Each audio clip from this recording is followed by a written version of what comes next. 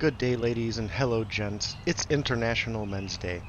In a world where things are so political, so heated, and so derisive, things like this are often ignored and overlooked. Did you even know it was International Men's Day? I am not going to overlook or ignore that.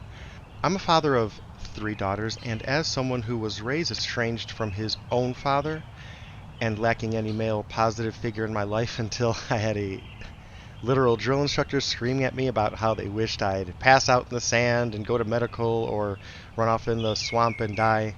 Yes, the Marine Corps was my introduction to the entire concept of positive masculinity and the importance of men and fathers and that role. It wasn't until post-Marine experience and having my 3 daughters that I realized the depth and the importance of men, masculinity, fathers, and all of that in the world today. Here are some important facts. And please don't trust me, assume I'm lying and look this up for yourselves. Almost, if not more, men annually in the United States are raped compared to women. The catch here is that most of the rapes of these males occur in the prison system, so most people don't care and write them off. The irony is most of those people are in there for nonviolent drug offenses, and most of them are minorities and obviously males.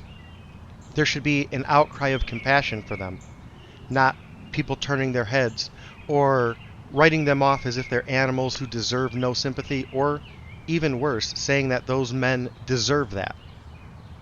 Next fact, male suicide rates skyrocket after divorce. What that means is that after divorce, more males kill themselves compared to females. Part of that is because the majority of divorces are initiated by women and on the grounds of them not being happy. They don't get divorced from their husbands because they cheated on them, because they beat their wives, because they treated the kids badly and ignored them, or because the husband's on drugs, or because he's gambling addicted and selling all of their possessions and all of that. No, it's not that. Most women want a divorce from their husband because they, the woman, are not happy. The next short fact is males suffer from and die from prostate cancer at a higher rate than females do breast cancer. But as you know, there's breast cancer awareness and there's an outcry for help and support. The levels of money and awareness and funding to combat prostate cancer is, I believe, less than half last time I checked. Please look it up. Military casualties are overwhelmingly male, and in the US, we forget that the majority of other countries, they don't even have, at least the males in those countries, well, at least us here, we have the privilege of it being an enlistment-based system. We don't understand that many other countries have a draft or conscription-based system, meaning those guys don't have a choice. They're getting pulled into the military. I at least made the decision, for better or worse, before and after I had that option. Women cannot serve in combat, and I find this very interesting because men are given the privilege to vote in the United States by being subjected to the military draft. Women are exempt from this. So, as men, we have to sign up to be subjected to the draft in order to be allowed to vote, whereas women just get to vote. Women are now getting more degrees at all levels than males and outcompeting them in terms of pay and jobs. They get bonuses for being females, both in terms of their schooling and when they're hired and in retention. I could go on, but I will not. And keep in mind, I have my 3 daughters.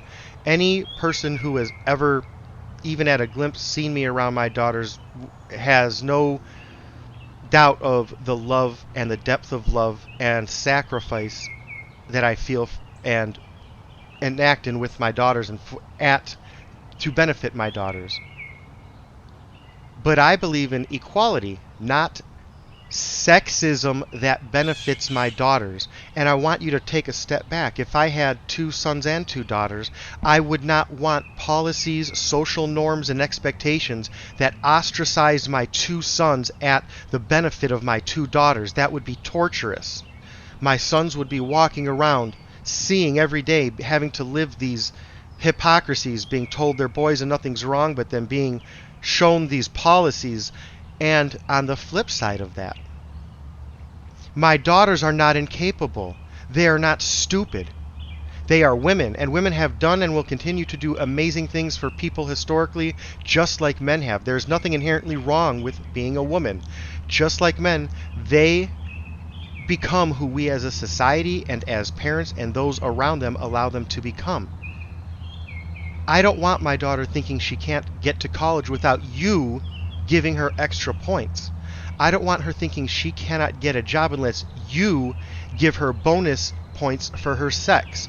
I don't want her thinking if she marries a man out of high school that she loves and settles down and has kids while staying home, not getting a job, not getting a degree, she should not do that because you think that's outdated and sexist. I don't want her thinking she has to join the Marine Corps like Dad because she needs to prove she can do what a man can do. I want my daughter to do what she wants to do in spite of any of those expectations anyone, including me, have on her. That's what I'm teaching my daughters as a father and as a man, to find themselves in this world. There's nothing wrong with masculinity. There's nothing wrong with being male. In fact, I posit the problem with most males today in Western society, at least, is a complete lack of masculinity. Go easy.